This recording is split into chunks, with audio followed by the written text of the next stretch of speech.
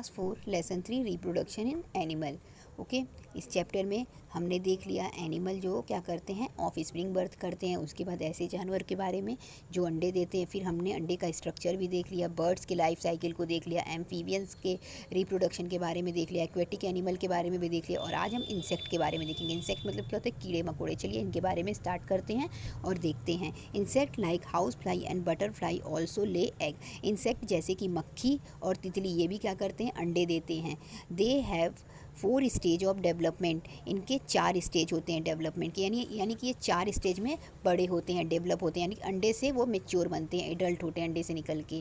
ठीक है। While insect like cockroach have only 3 stages of development. House fly और butterfly के पास 4 स्टेज होता है, यानी वो 4 स्टेज में अंडे में से निकल के एडल्ट बनेंगे। ठीक है। लेकिन जो कॉकरोच होता है वो 3 ही स्टेप में एडल्ट हो जाता है। ठीक।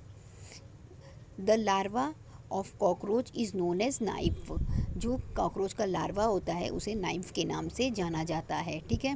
देखिए यहाँ पे दिया हुआ है कॉकरोच का, ये कॉकरोच का क्या है, एग है। ठीक है।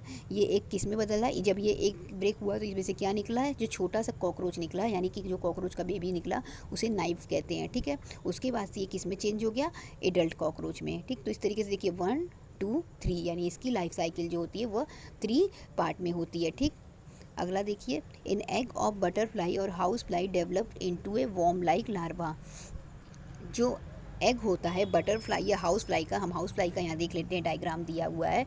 ठीक है। वो सबसे पहले एक वॉर्म की तरह चेंज हो जाता है। ठीक है। ये देखिए ये वॉर्म दिया हुआ है ना, एक जो होता है ये एक दिया हुआ है, ये किस में चेंज हो जाता है, एक वॉर्म की तरह, कीड़े की तरह चेंज हो जाता है। ठीक है। कीड़े की तरह चेंज होता है, वो लार्वा लगता है। ठीक है। लार्वा होता है वो।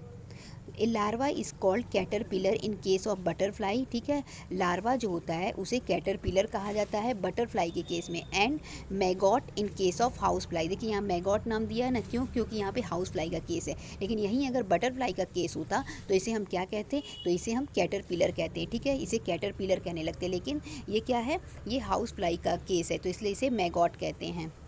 The caterpillar feed on leaves. ये कैटरपिलर जो होता है, जो तितली के केस में होता है, वो पत्तियों पे रहता है। ठीक है। पत्तियों पे डिपेंड रहता है और उसी पर ग्रो करता है, बड़ा होता है। After some time it spin cocoon round itself. उसके बाद वो क्या करता है, उसके चारों ओर कुकून बना लेता है। कुकून मतलब क्या होता है, चारों ओर उस पत्ती को रेसे नुमा करके, ठीक है, उसी में वो पैक हो जाता है। ठीक है। ऐसे ऐसे ऐसे ऐसे ऐसे जाली बना देगा। ठीक है।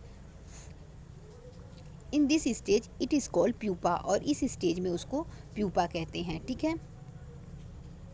Letter when the pupa opens in adult butterfly comes out. जब वो प्यूपा खुलता है तो उसमें से क्या निकलता है, एडल्ट बटरफ्लाई निकलता है। ठीक है। बड़ा बटरफ्लाई निकलता है। ठीक है।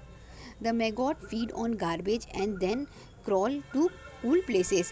ये जो मैगॉट होता है ये किस पे डिपेंड होता है, ये कचरे पे डिपेंड होता है। जहाँ पे भी ये गंदगी होती है ना, तो ये जो एडल्ट हाउस फ्लाई होती हैं ये अपना अंडा कचरे वाले जगह पे देती है। तो ये जो होता है मैगॉट, इसका उन्हीं कचरों पर डिपेंड होता है और वहीं पर वो ग्रो करके बड़ा होता है। ठीक। There it transform into pupa. फिर वो भी क्या होता है, प्यूपा में बदलता है। The adult house fly come out of the pupa. उसके बाद से जो एडल्ट हाउस फ्लाई है उस प्यूपा से बाहर आ जाता है। तो इस तरीके से ये हाउस फ्लाई का लाइफ साइकिल है। ठीक है। तो देखिए क्या होता है, सबसे पहले जो हाउस फ्लाई होती है, मक्खी जो होती है, वो अंडे देती है। ठीक है। ये अपने अंडे गंदगी में देगी। ठीक है। जहाँ भी कचरा होता है, गंदा होता है, जो गंदी जगह होते हैं, वहीं आप देखते हो कि ज़्यादा मक्खियाँ होती हैं, तो ये अपने अंडे वहीं पे देगी। ठीक है। फिर उससे क्या होता है, ये मैगॉट में चेंज होता है। ये वार्म की तरह दिखता है, जैसे वो सिल्क वॉर्म होता है ना, उस टाइप से कीड़े की तरह दिखता है। ठीक है। तो ये क्या होता है, ये उसी गंदगी में होता है। फिर धीरे धीरे उसी गंदगी में ये रह के ग्रो करता है, पनपता है। ठीक। फिर वो प्यूपा में चेंज हो जाता है। फिर ये जब प्यूपा में चेंज होता है तो उस प्यूपा से ये हाउस फ्लाई निकल जाते हैं। तो इस तरीके से इसकी लाइफ साइकिल ऐसे चलती रहती है। लेकिन बटरफ्लाई के केस में क्या होता है, बटरफ्लाई के केस में क्या होता है कि बटरफ्लाई जब अंडे देती है तो उसमें से जो कीड़ा निकलेगा, ठीक है, जैसे मान लीजिए अगर यहाँ पे बटरफ्लाई होगी, तो ये देखिए यहाँ पे अगर मैं बटरफ्लाई लिख दे रही हूँ, बटरफ्लाई, ठीक है, बटरफ्लाई जो अपने एग देगी, ठीक है, वो जो वॉर्म निकलेगा उसमें से जो छोटा सा वॉर्म निकलेगा उसे कैटरपिलर कहेंगे। ठीक है। इसमें मैगॉट कहें तो इसमें कैटरपिलर कहेंगे। ठीक है। ये भी वॉर्म की तरह दिखेगा, जैसे सिल्क वॉर्म होता है ना, उसकी तरह दिखेगा, लेकिन ये कचरे में नहीं, ये कचरे पे नहीं डिपेंड रहेगा। ठीक है।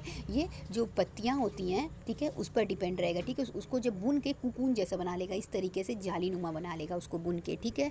तो उसके बाद से क्या होगा, जब वो अपने चारों ओर इस तरीके का बना लेगा तो वो प्यूपा कहलाने लगेगा, ठीक है। वो प्यूपा कहलाने लगेगा। उसके बाद क्या होगा, एक समय के बाद ये प्यूपा खुल जाएगा, और जब ये प्यूपा खुलेगा तो उसमें से एडल्ट बटरफ्लाई बाहर आ जाएगी। तो इस तरीके से क्या होता है कि बटरफ्लाई की लाइफ साइकिल, ठीक है। यहाँ पे प्यूपा आ जाएगा, जो वो पत्तियों को क्या करता है, पत्तियों के रेशे से अपने चारों ओर उसको लपेट लेता है, ठीक है। तो चारों ओर उनके लपेटते चली जाती है, ठीक है, क्योंकि वो पत्तियों पे ही डिपेंड रहता है और उसी पर ग्रो करता है, ठीक है। तो वो कोकून जैसा बना लेता है।